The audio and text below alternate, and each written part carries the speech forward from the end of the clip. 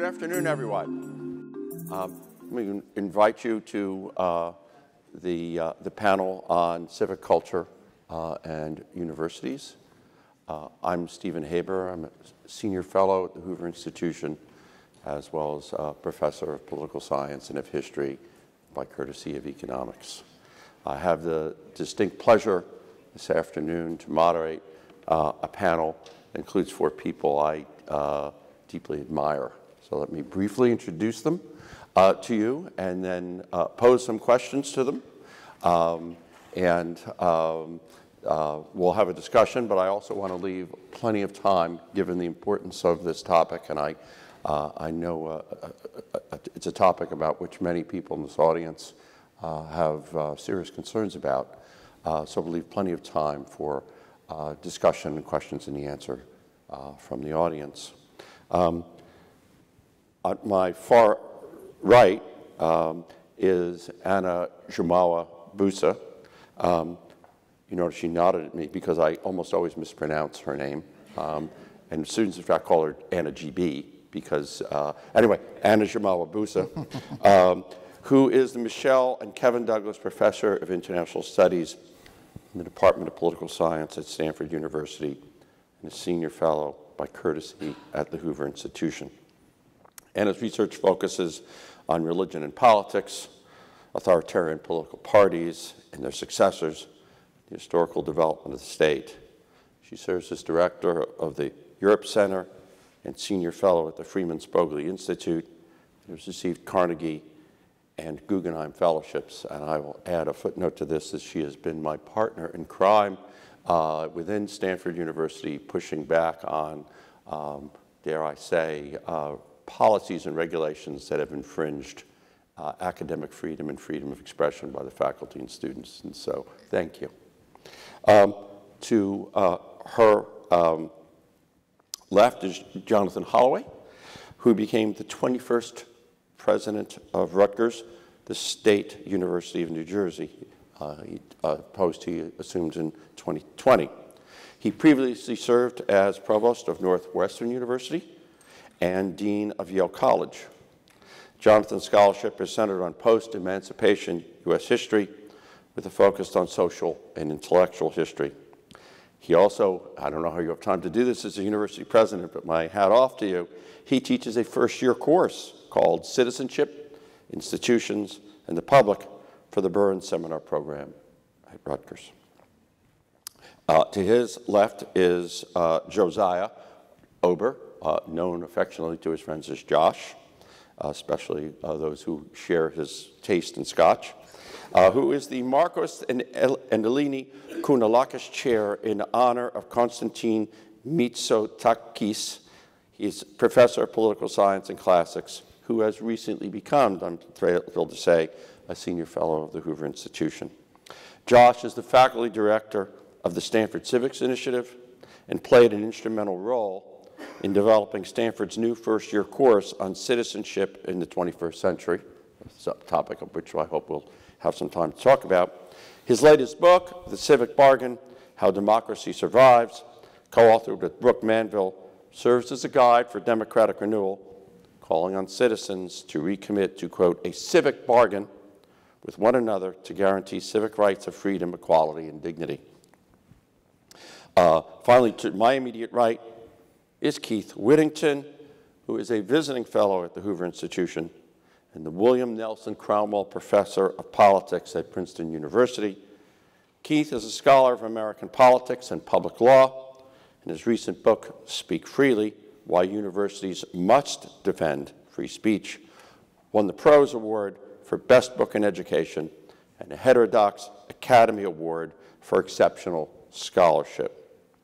Keith is the founding chair of the Academic Committee of the Academic Freedom Alliance and will be joining the faculty of the Yale Law School in 2024.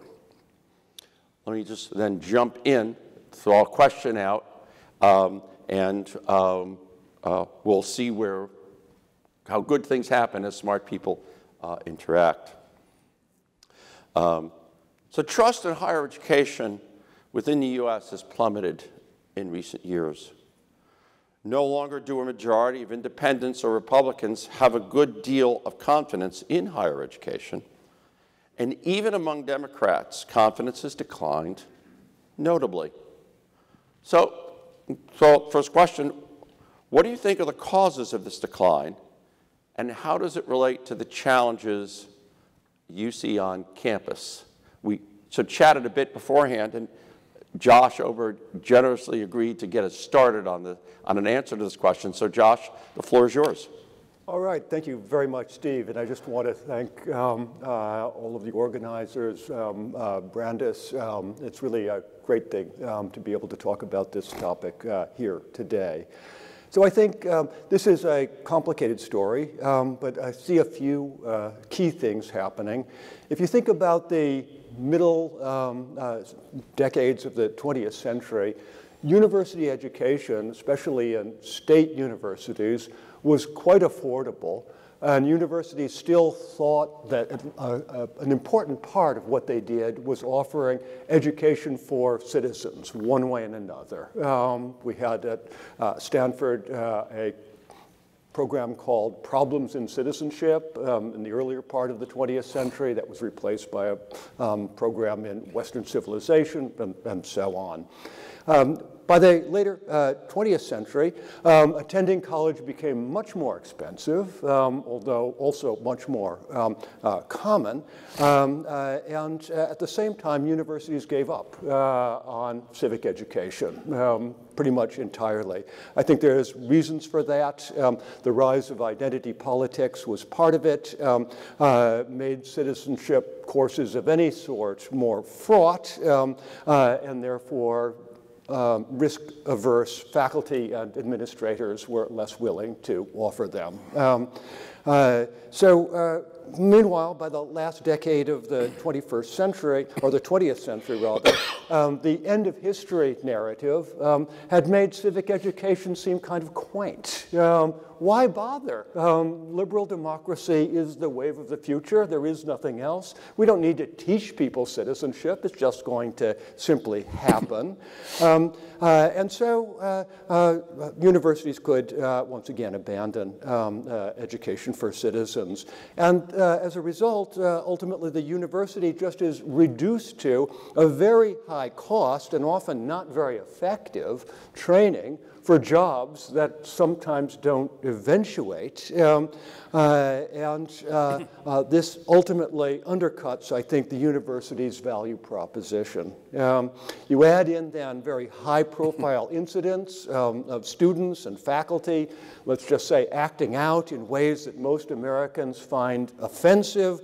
That is, not only are they not engaging in civic education, but they're engaging in education in incivility, and given the background conditions, the collapse in trust in the higher education as an institution seems, at least to me, fairly explicable. I'll just add on Please. A few thoughts here. It's actually great and very surreal to be here. I was an undergrad here, and for 20-year-old Jonathan to even imagine this would be laughable. Not this, sorry. But thinking about the question specifically, there's so many different dynamics going on, and this one question could take up all of our time, frankly. I'll be very brief about it. I agree with everything that Josh presented. I want to add a few layers and caveats to it. Universities are supposed to move slowly. Ideas take time. Now, different parts of the university are designed to move more quickly than others. We know that. But broadly speaking, we move slowly. We deliberate. We ponder. We get things wrong. We sort of figure them out. A place like Stanford is like a super tanker. You change decision, but it's going to take a very long time to actually feel the change in direction. So that's just a pretty standard fact. I think we can all, that seems familiar if we don't all agree with it at least. But we are living in an age that's increasingly impatient, facilitated by technology. I say facilitated in a very loaded way, I must say. And so we now have, and we all know that students expect things done right away. Faculty want to take longer. Administrators just drag their feet, to continue these different stereotypes. But students can now expect things. They can share their opinions and voices in the blink of an eye. and administrators are not trained to do that. Technologically, we're not trained, and we shouldn't be responding that quickly because we make errors in that way. So you take these two very different kinds of moving extremes, and because I think higher ed, and I'll say myself, weave myself into being part of the guilty party, we have done a poor job of explaining we move slowly for a very principled reason. We want to get it right. We want to take very, very old ideas and take time to explain them to 18 and 19-year-olds. And it's hard to do so because they're really complicated ideas. And the 18 and 19-year-old, I'm oversimplifying for effect, of course, will just discard us, discard the request to be patient because everything must be done yesterday. You take that phenomenon at a major state university, you take the disinvestment from states in the higher education model and the expectation we must still deliver a high quality education at a cut rate price. You take all these dynamics, and I'm cutting out many other things I can talk about, and it becomes fundamentally unstable. And the American public is not good at dealing with things that are unstable. Give the public 1 or 2 or 3 simple ideas. Not that they can't handle complexity, but at the level of a university's complexity, we don't do a good job of making our story digestible. And therefore, and one of the results is a declining investment. Like, it's too hard to understand. And why should we pay $50,000 a year? By the way, not many people actually pay that. But why should we pay $50,000 a year for something I don't understand? And then last thing I'll say, and I'll be quiet, is that going to the point about jobs that may or may not education that may or may not eventuate into jobs, things are speeding up so quickly, we don't know what jobs we're training for. They don't exist yet. I mean, I'm on a board of a tech company dealing with academic integrity, Turnitin, and ChatGPT, OpenAI ChatGPT was something a year ago, literally, was saying 2 to 3 years we got to deal with it. ChatGPT dropped 2 weeks later and turned everything upside down. The speed of change is outstripping our ability to accommodate it, process it, deliberate it, and digest it into a simple idea. And I'm very nervous about the consequences. So I wonder if I can build, okay, Keith, go ahead. I didn't mean to cut you Sorry, off. I just wanted briefly, I mean, both I endorse all this, but I want to pick up on a point that Josh made at the end of what he was noting, which is one of the striking things about the loss of confidence in universities is that, especially among conservative Americans, Republican-leaning Americans, there's just a crash of confidence that occurs quite recently. So if you went back 10 years ago, you would not have seen that same kind of partisan divide. But over the last 5 years or so ago, Republicans in particular have dramatically lost confidence in American universities. I think partially it is a function of the fact that they see people on university campuses acting out, as you characterized it, in ways they had not before. I think partially the rise of social media and all the implications of that have changed the dynamic about how Americans understand what's happening on university campuses because they see it differently than they previously did. But it's also true that the campus has grown dramatically leftward over time. Campuses have always leaned to the left to some degree, but I think all the data suggests that over the last 20 years or so, the university faculty have migrated dramatically more leftward than they had been before. Campus administrators have gravitated far more leftward and become much more prominent than they were before. I think it's going to be hard to recover a lot of conservative American trust in higher education, given that reality and given how they're being exposed to it. There's a lot of ecosystem of of university watchdogs and others who have a lot of interest in bringing to especially conservatives' attention every bad thing that happens on university campuses. And it's going to be hard to counter that, I think, ultimately, when no matter what we say about the value of what we're contributing on university campuses, there's going to be others who have an incentive to say, yeah, they say that, but let me show you the most ridiculous, crazy thing that's occurring on campus and tell you then that's representative of everything that's happening across American higher education as a whole. So let me sort of build on sort of a theme that sort of emerged, which is this sort of an underlying idea that there's a purpose to American higher education, and ask, okay, so what is the purpose, and what does it have to do with civic culture? Because we're dancing around, okay, so what's the purpose? Anna, am I picking up that that was a yes? I'll go there. No, I'm staring in fear. No, I think it's very simple, right? Our role is to produce and disseminate knowledge. That's our lane. That's where we should be sticking. And it's to model debate resolving disagreement that's based on logic and evidence, not appeals to authority or identity or anything else. And I think this gets back to what we were talking about just a few minutes ago. That's part of the reason why there's this loss of trust. A lot of institutions are losing trust, but for universities, I think it's because we're not staying in our lane, and we engage in all kinds of auxiliary activities that aren't seen as core to that mission. I would just add that I think that universities, at least traditionally, and I think a lot of people, myself, I assume a lot of parents still expect that their students are going to be getting something besides, as it were, effective job training. And they'll be doing something that helps them not only to enter the job market 4 years down or whenever it is, but also to live better lives, to live better lives as individuals and to live better lives as members of their communities. And if they're not getting that, once again, I think that is seen as a loss, is seen as something that's missing. If I could jump in there, and I would have absolutely agreed with you until I went to Rutgers. I mean, having been at elite private universities for my academic career, that sensibility, totally understand it. But at a place like Rutgers University, which represents more of higher ed than the Ivy Plus does, which is the place I called home, 40% of our students are first generation or low income, and it's overlapping, but that's close enough. So the notion of what is college worth is really about return on investment in a way that was new to me, I must confess, when I started. And I've never been at a university until now where there's a Department of Criminology that's actually playing a very important role. I've not been in a school before that has majors in accounting, also a very important role. And doing all the what I'll call high-level Research 1 activities. So one of the things we need to really think about when we're having these conversations about universities is which universities, what types of universities, because the Ivy Plus represent a very small percentage, but they carry the cultural weight of the industry.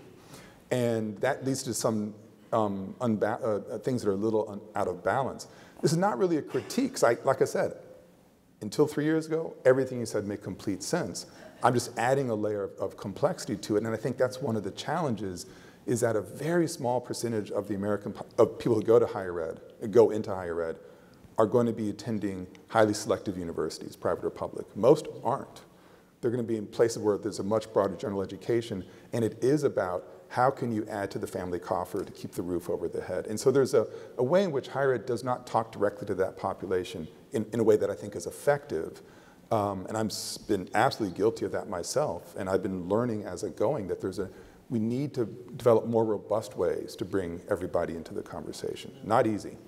Can I Keith, just... let me get Keith in and then Josh respond, but I want to give Keith. Yeah, I just say, as a product of the University of Texas, I fully appreciate the difference that exists between, I think, places like where I'm currently teaching at Princeton and places where I came from, like the University of Texas. I was in the business school as a major there. It's certainly part of what the significant reason why I went to college was precisely in order to establish a more successful middle-class life. And so that value proposition of why you're going, in part, is precisely prepare students for a capacity to have a better economic position down the road.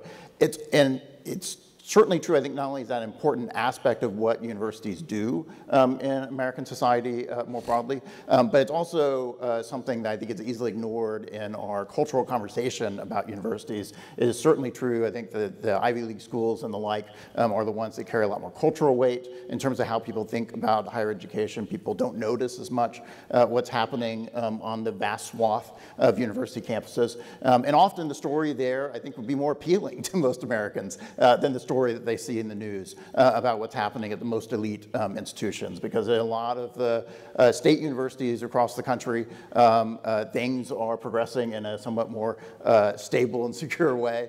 There's less acting out in this fashion. They see more first-generation students and others who are simply going to classes and learning and getting things done. And I think partially higher education as an industry needs to think more about how do we spotlight those success stories and those features of higher education and take some of the attention off of these most visible political conflicts that we're sometimes seeing on some of the most elite but also smallest campuses.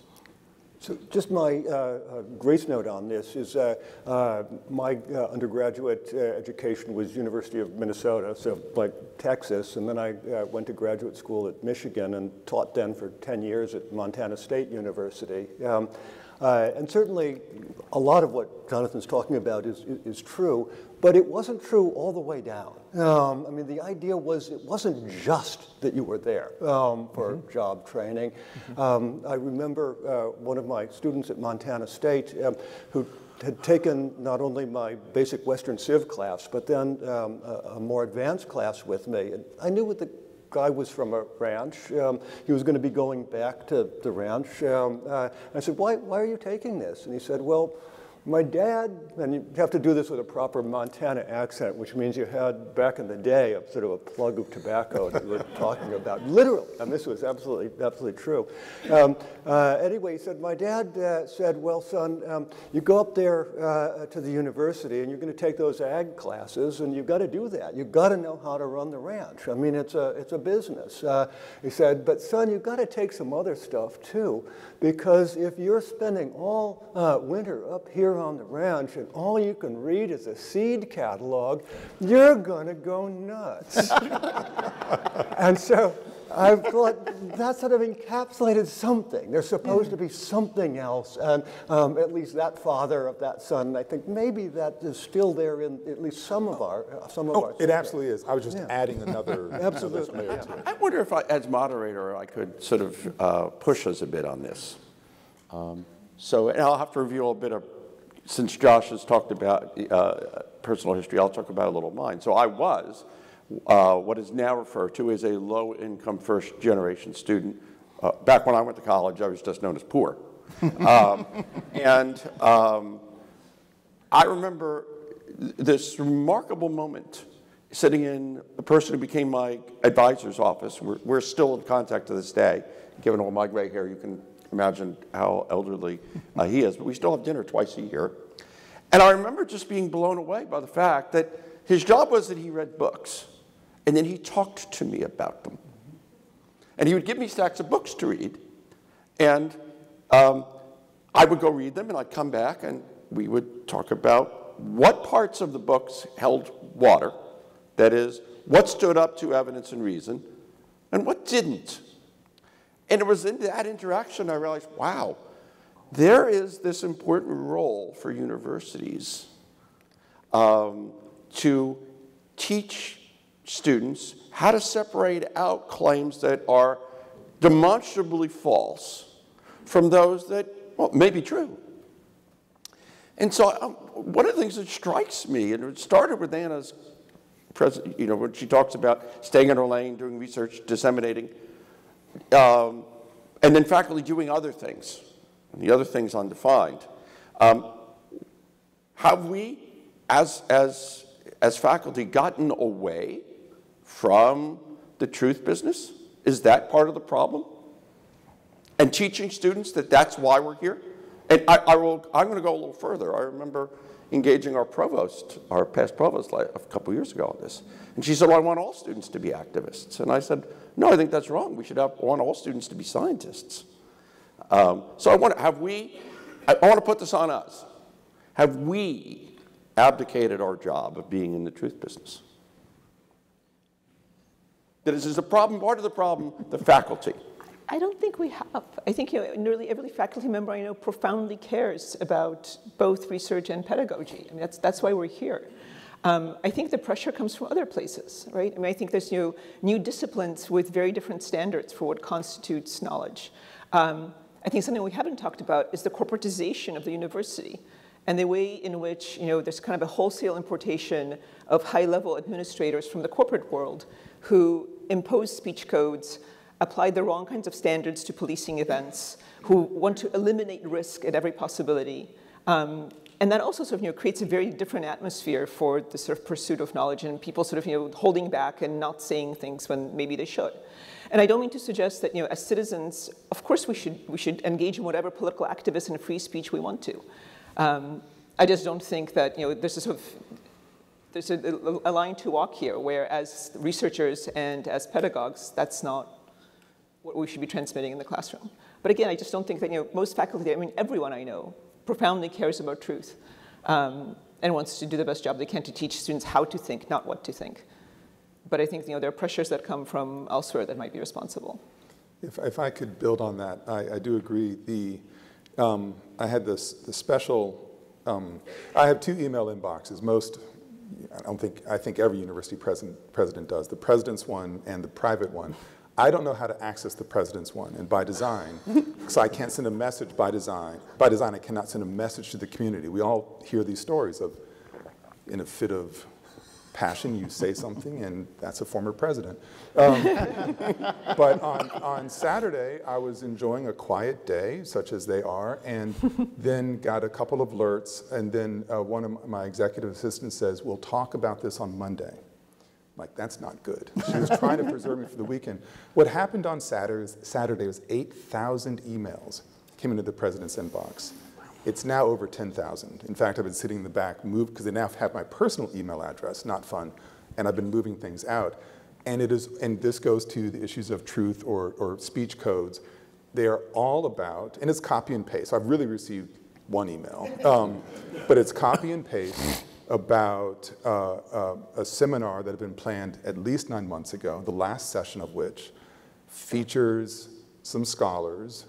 I would call at least one of them a provocateur, but that's part of the dynamics of a university faculty, but on Palestine liberation struggles.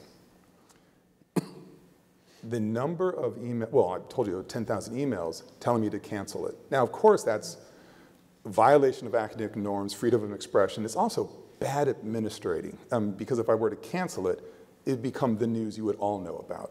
It's the last thing I want to do.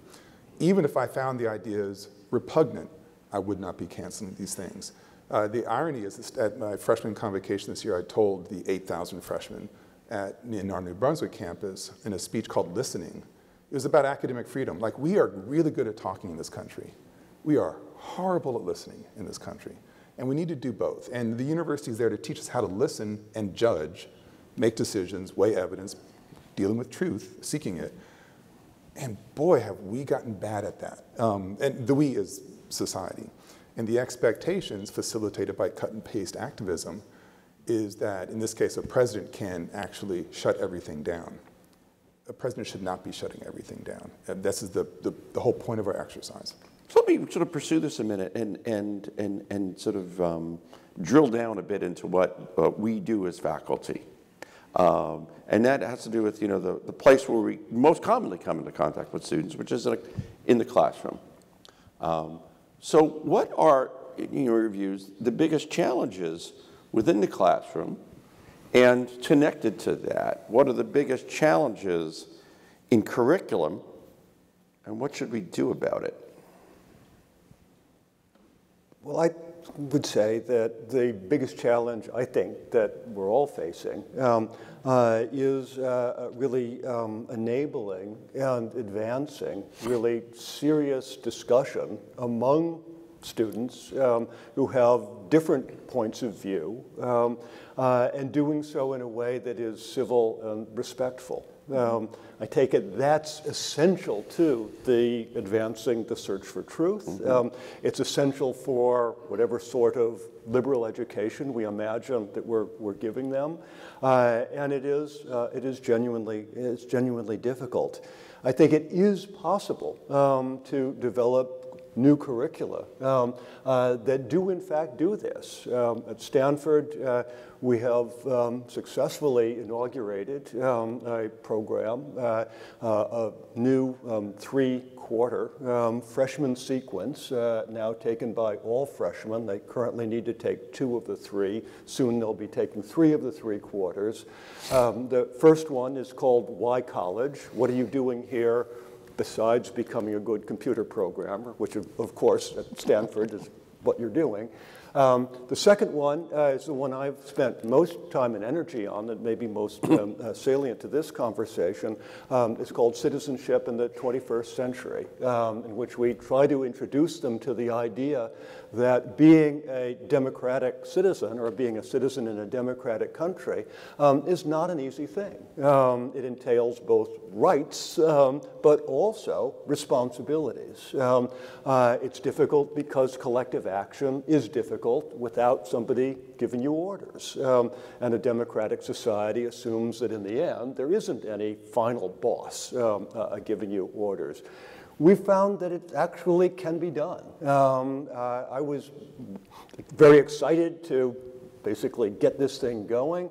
I worried that in the end, because it is now a mandatory course, or part of a mandatory sequence, that students would hate it. At least our preliminary results is they don't. They're giving it high marks. So what we're now trying to do is find out ways to develop a series of more advanced courses so that students who begin to care about being an effective member of a community, being a citizen, can take courses that would be laddered through the rest of their years here at Stanford, perhaps get a certificate of some sort at the end, effective citizenship, and in the meanwhile, trying to have conversations with people at other universities, especially public universities, because after all, we are, a small and elite operation here. We have to expand this out, trying to think about ways in which we might,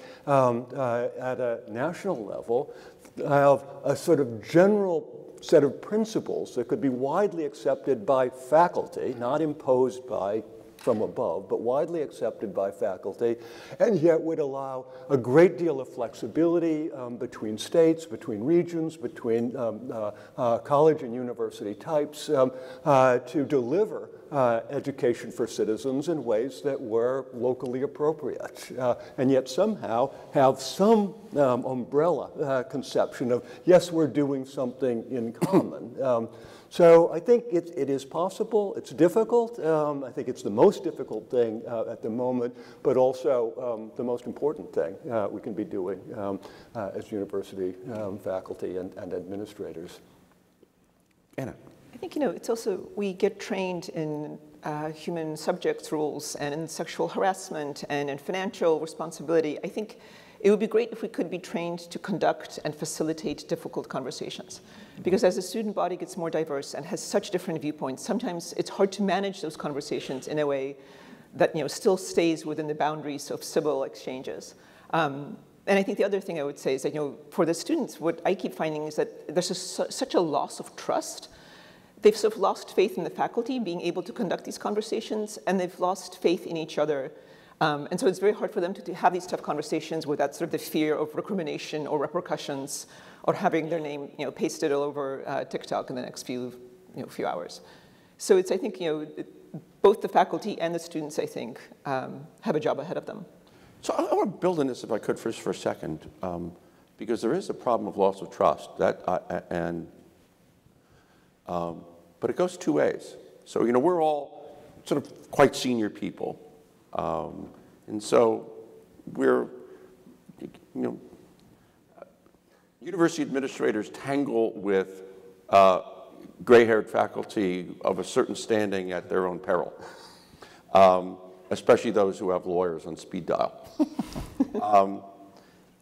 But for younger faculty, there's a real fear, and it's a fear of the students. Because the basics, the economics of our industry is that you get ahead by having other universities seek you out, offer you better conditions than you So you may not know this, but when you start as an assistant professor at Stanford, you get $1 and all the brown rice you can eat. And as a former dean, I can tell you this. The only way that you get to move out of a garage is that University of Chicago calls you up one day and says, oh, we're going to triple your salary. And their fear is that if there are complaints about them and they're investigated by their own universities, that this is going to kill any hope of ever moving out of the garage. So there's a problem going in both directions. So I guess my first question is am I diagnosing this part of the problem correctly, that there's now fear on both sides? And if so, what do we do about that? Well, I see where you're going. I do think more junior faculty are a bit more tuned into all the dynamics of a changing demographically changing undergraduate population, and so are a little more adept with technology, and therefore may be more aware of the bad sides of it. But my experience has been that they've been much more willing to do the training or suggest, hey, we should do new kinds of training because we just have this whole different population. We want to get the skills. But it's the classic challenge of the faculty who need it most are the ones that, I mean, this is just endemic, right, are the ones who just aren't going to do it. So I think there's that to it also. But the social media thing, it really is, it is breaking so, I mean, it can do wonderful, transformative, powerful, and affirmative things, yes.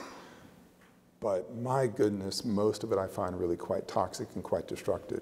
And Josh in his book wrote, most recent book, I'm boosting you, this beautiful phrase about civic friendship. And that really stuck with me. And it's an amorphous concept. I mean, I feel like I got it right away because I'm of a certain generation where it just made sense to me. Mm-hmm. I really worry about the tangibility of something like civic friendship, which means we may really disagree with each other. We may not like the thing you said, but we actually recognize we have something in common. That's a really hard thing to do today when everything is particularized algorithmically to what you represent in bits and bytes.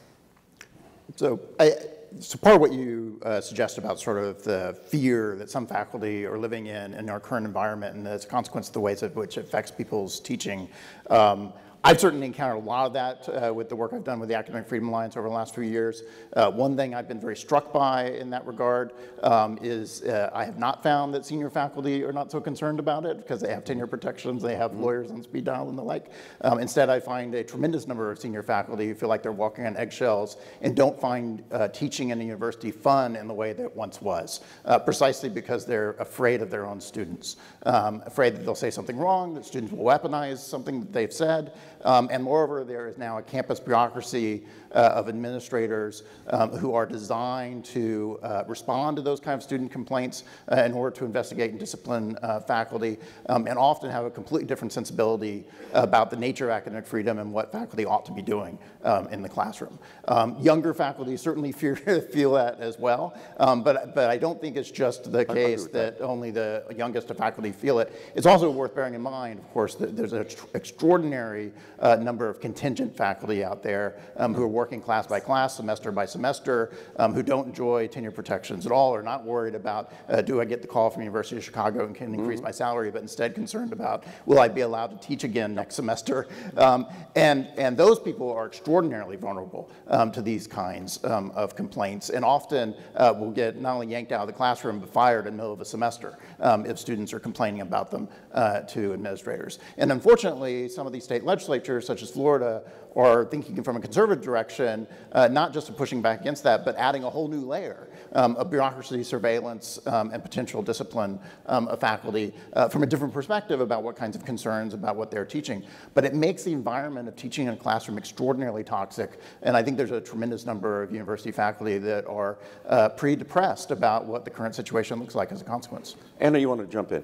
I just wanted to, first of all, underscore very much the precarity of contingent faculty, and they're far more vulnerable than any faculty member, tenured or untenured, at a university is.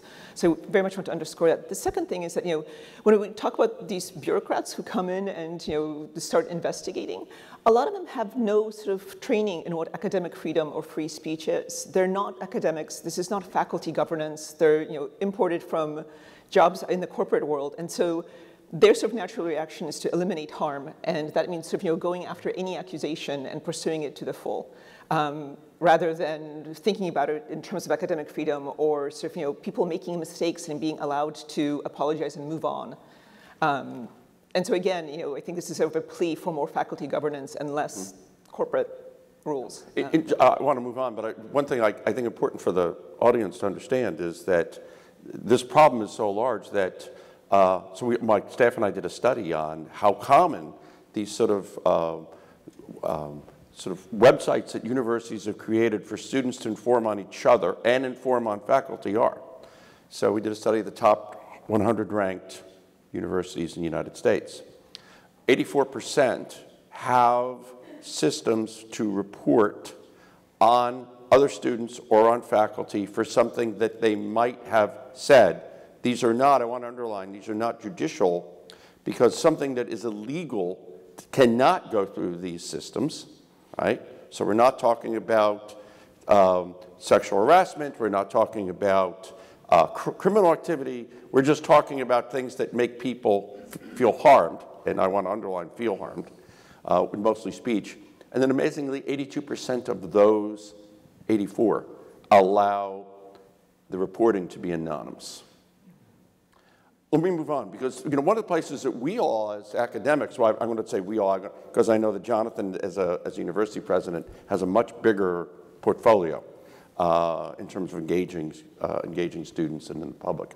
But speaking as a faculty member with a lawyer on speed dial, I'm not joking.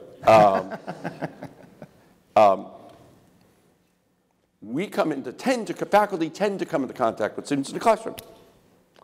But the students actually, that's a small part of the reality of life or the experience of being at college and of everything you should get from being at college. And there's this whole world beyond the classroom. And so I guess my question is, what do you think are the biggest, what do we think, or individually what we think, we can bounce off each other, are the biggest challenges outside the classroom in terms of what kind of world the students should be experiencing, and what can we do about it? I think Jonathan really brought up one of the key things, and that is the world of social media, the internet broadly so construed. And I think one of the worries I have is that at least when I was a young faculty member, there was at least some sense of a buffer between the world and the university, between the society out there and what we were doing in here. Obviously, the buffer was never complete. I mean, there was not a bright line. But still in all, it wasn't just an immediate response. I think now there is simply no buffer at all. What happened to Jonathan's 10,000 emails happening just boom, overnight. And it's because of things happening outside the university are suddenly reflected by things going on inside the university, a seminar that, about the topics that people don't like. I worry that this is then something that even becomes potentiated within the university, so that the hot button issues outside immediately come inside and they get hotter. Because the students and faculty by nature are, in a sense, in a kind of a hothouse, have a certain amount of time to respond to things. There's a certain incentive, I think, for student groups, perhaps some faculty as well, to feel that it would be great to get provocateur on campus, because that gets them more play, and the provocateur get more provocative because that gets them more play. And so things begin to build up. And so instead of the university being sort of a space that is at least a little bit outside the world, it becomes a place where the world becomes that much hotter, more exciting, but not in a good way that allows for real dialogue. I think that's true, but I think there's a further wrinkle to it as well. I mean, partially this sort of lack of space between the outside world and the inside world of universities helps explain in part this sort of weird phenomenon that we're seeing lately of student protesters on campus being extraordinarily angry when anyone tries to film them engaging in their public protest. And it's precisely because they see that as a threat, because it will feed into this larger social media world. And next thing you know, the students are going to be at the receiving end of the 10,000 hateful emails, precisely because you have people mobilizing that kind of concern. I have to admit that as a faculty member, I assiduously try to avoid anything about student life and try to pretend like it didn't exist. But my daughter just recently graduated college, and so I was instantly exposed to it in all its glory. And one of the things I was surprised by was not only to the extent to which this factor is true for students today, but also the extent to which internal university communications are adding pressure. So immediately upon entering college, she's put on a tremendous number of direct message and text list in which she's communicating with all the freshman class, everybody in her dorm, everybody on her wing of the dorm, all the students in the university more generally. And those things are constantly communicating with one another, and moreover, constantly reporting on one another. This student said something in this class, and not only are you worried about what's going to happen when that gets exposed to the outside world, but more immediately you're concerned about everyone in my dorm is now going to be informed about this stupid thing I said in class today. So it's impossible to escape, and it is extraordinarily poisonous for both the academic enterprise of universities, but also makes life very unpleasant, I think, for students as a consequence. I just wanted to, yes, to everything you said. Years ago, when I was dean of Yale College, there was a big conflagration on campus. It was bigger off campus than on campus. And alumni came back for a regularly scheduled event, and the alumni were really worked up about all of this stuff. I'm like, I get why you're angry, I understand that, but think about when you were 18 and 19 years old. You all did dumb things. You're supposed to when you're 18 or 19, but you didn't have cameras. And so as much as I was frustrated by the way the students were behaving, I also felt empathetic, because they're living in a world I would never want to go to college with self-declared journalists, always, I mean, living in a panopticon, basically. That does damage to a civic culture, to the ability, I mean, we should all be able to make mistakes. That's what college is for, so we can actually learn and be better. And I don't know how to get out of it. So it's a very serious lament. But I do want to extend some grace to the people who drive me craziest. I mean, on campus, but not extend the grace to those who are outside, who are whipping things up. So I think this may be a really good point, because as I felt like the temperature in our group sort of progressively going up over the last 45 minutes, and then reading the body language of the audience, I think this would be a really good point for us to open things up and take questions or comments from the audience. So the floor is open. Ma'am, right here.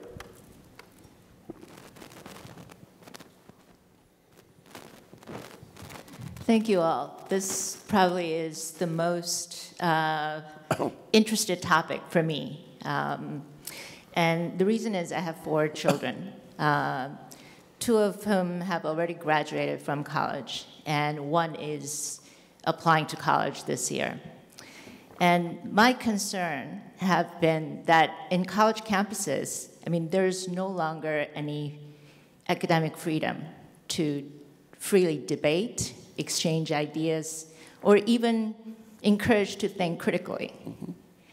And what I'm hearing from the panelists today is that even among the faculty members, there's fear of exchanging ideas or even interacting with students in a free manner. Mm-hmm. So, I mean, who's the adult in the room, and how do we lead our students, our children, to learn what they're supposed to in the higher institution of education? And I have a second question, which is about corporatizing universities. What is driving it? And in your view, if there was no corporatization and governance by faculty, would that make any difference? Josh? I mean, to your question of who's the adult in the room, we are. We must be. We, the faculty, must be. We, the serious administrators, must be. And I think this is a moment when there's a general sense among the faculty I talk with anyway that things have really come to a point of crisis and that it's time to make a difference. This is what really made possible the creation of the Civics initiative that I direct. I got a lot of buy-in from my fellow faculty, from the Stanford administration, because there was a sense that wasn't a partisan thing. This isn't a left-right thing. This was just a general sense that we need to be doing something about it. And so that's why we created the citizenship class. That's why we have the initiative to create more advanced classes that are all specifically designed to do exactly this thing, to allow for civil, respectful discourse, even in the face of all of the headwinds that we face. I think that there is a lot of desire in the higher education world to address this. And I think there is a real chance now to do it. It is a sense of crisis, but crisis is, of course, opportunity. And I think this is a point in which we could see a tipping point to beginning to address the crisis. Exactly how we're going to do it, that's going to be tricky. And that's not going to be one size fits all. But without the will on the part of the faculty, it will not be addressed. And I think that there is increasingly the frustration that faculty are feeling about being in this sort of position is creating that kind of beginning to rebuild that backbone to say it's time to try to address this and try to spend a lot of the sort of energy and truth-seeking, the things that we do to aim it at this end to try to recapture. So. I feel like I'm Josh's wingman here, always saying add a wrinkle. And the wrinkle is, I agree that it has to come from the faculty. People think that presidents run universities. We manage. The real initiatives really come through the faculty, appropriately so. But and this is a bridge to the corporatization element, which I'm looking towards you since you raised it. But in this case, in this instance, the presidents are right in the middle because we are trying to hopefully cultivate a great faculty, not necessarily manage, but cultivate, right? But we are definitely trying to manage boards. And I'll give one quick example, and in an era of hyper-politicization, going back to an early, our lunchtime panel about primaries and how that's leading to disaggregation of how we talk to one another, our ability to do so. COVID vaccinations. And this is, okay, I'll boast that Rutgers was the first university to require student vaccinations. We weren't trying to be, we just were the first one to do so, but of course we leaned into it when that became newsworthy. But my peers, especially at public universities, were reaching out, how did you do it? Other presidents. We know this is the right thing to do, but how did you get it past your board? I'm like, well, I've actually got a supportive board, and there's a loophole in New Jersey law that allowed us to do it. But what I heard from my peers was, I want to do it, but my board chair says no, or my governor says no, or the senator says no. And the president's job is to protect the university, which means staying in the job in these cases. And then the external factors, superior factors, governors, legislators, board members, especially at state schools, are saying if you do this, it will remove you and put somebody else in place. And we've seen it happen, especially in the free speech area, we've seen it happen. And so we presidents are in a very kind of a lose-lose situation on this kind of issue, from these corporatizing, no-risk board environments to a helpfully volatile learning environment, and we're just in the middle trying to navigate it. One thing I'll just add real quickly, and I'll be quiet, is that there is freedom of speech on campus, and people want to have it, but it is more and more contested. It's more and more fraught. It is there. If it wasn't there, I wouldn't have 10,000 emails in my inbox. But it's there. It's just, it is getting harder for people to stand up to do so. And that's where presidents do have an obligation to stand up and say, the show will go on in the case. I see a hand here, ma'am.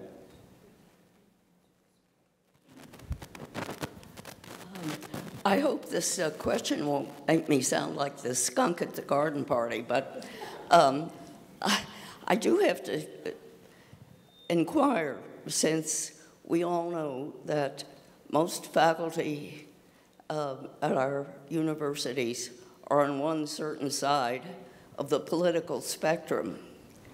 Are they going to have the objectivity to be impartial about attempting to improve the free speech opportunities for the very much smaller segment who are on the other side of the political spectrum?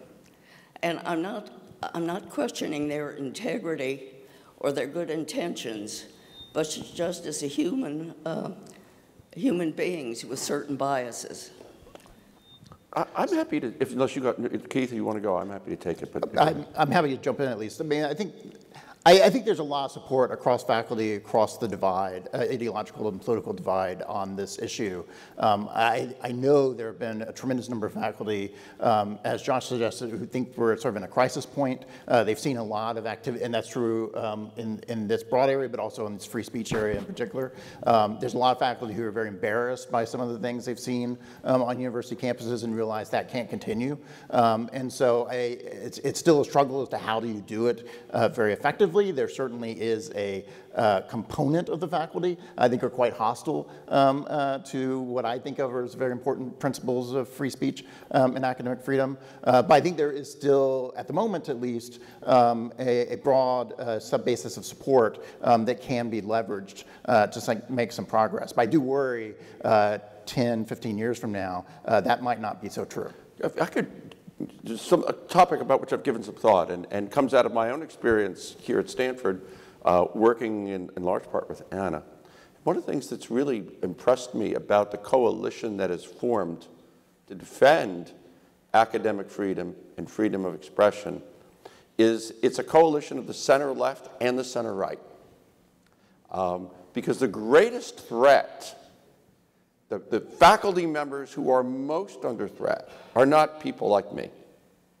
They're my colleagues on the center left who are going to be assaulted by the far left. And so there's been a realization, even though we may disagree about all kinds of things in politics, I think there's been a realization that the university is something we love. We devoted our professional lives to something, and we're watching it be destroyed. And there's therefore a coalition of both what I'd call the sane left and the sane right that has come together, because one of the great things about the United States is it's built on markets, and there's a market for sanity. And the supply curve, sort of to meet that market, it has been emerging it's a coalition that you wouldn't have imagined, let's say, 10 years ago. The other thing that's happening that gives me hope is that because, it's now become a generalized understanding, I think, in the society that something's deeply wrong. Parents are actively looking for alternatives to where their children can go, where they can actually receive an education. And there are university leaderships that have emerged that see a market opportunity. So one of my favorite examples of this is Vanderbilt with Daniel Diermeier as president. Another is Chapman University, where they realize there's a market opportunity for us. It's not happening, let's say, in the Ivy Pluses, because they're the big incumbents, but the sort of disruption in this market has been coming, let's say, at the next tier down, where they say, well, there's an opportunity for us to catapult ourselves into the top tier by appealing to the market for sensibleness, we'll put it that way. We probably have time for more questions. Miss here. And I apologize if we will not get to everybody. Hi, my question is, faculty have beliefs, you know, they're people, they have their own beliefs. Do you think it's better for them to be upfront with students and say, this is what I believe, or this is my political affiliation? Or do you think it's better for them to try to remain neutral and not let students know what their political affiliation is? And yeah, what should they do about that in classes? I think it depends on the topic. I prefer they keep their private life private, frankly, and teach material. You know, I have very strong political opinions. They are irrelevant to my presidency, as far as I'm concerned. Sure, they'll guide me, of course, I'm a human, but they're irrelevant. And I would think faculty should operate the same way. But it depends on what you're teaching. There are some times where you're going to get into a gray area, some topics. But I think a great teaching model is like Socratic method, devil's advocate. Keep them guessing, because the point is you want to get them, you want to hear their ideas in this way, form them. You want to help the students form their ideas. I'm not saying that very well, but not push your ideas from an ideological perspective down. I think that at least one way to think about this is that today diversity is one of the big terms that every university embraces. But what's sort of fallen out of the idea of diversity is something that I think no good-hearted, decent faculty member would reject, and that is the importance of diversity of viewpoint. So that to the extent to which a faculty member who's teaching any kind of controversial material offers only his or her own viewpoint, that faculty member is really violating the implicit contract between teacher and student. And so that offering a diversity of viewpoint, and for a university to offer courses which have a overall diversity of viewpoints seems to me to be something that it's very hard to make an intellectual argument against. I've never heard anybody come up and actually make the argument that my right way of thinking should be the only way to be. I mean, I'm sure that it has happened. I know. I'll arrange a drink. But it's something that can't really be presented in any kind of really sustained and reasonable argument kind of context. Yeah, that'll concede. I am mindful of the time, and I realize there are many hands, and I'm going to apologize that we don't have time for all the questions, but we do have a break, and I hope that many of us can continue this informally over the break. But I am mindful that there's more to come today, and that we are already running behind. So let me thank my colleagues. And let me also close by thanking Brandis Keynes-Roan and Condi Rice, both for the American Institutions Initiative, but also for this panel, the American Institutions Initiative. I dare say this is not a panel that would take place at many places in higher education I know, and we're close to Thanksgiving, so let me say thank you to Brandis and thank you to Condi for creating the kind of environment in which we could have, with you all, this kind of discussion about the real challenges to civic culture and higher education. Thank you all very much.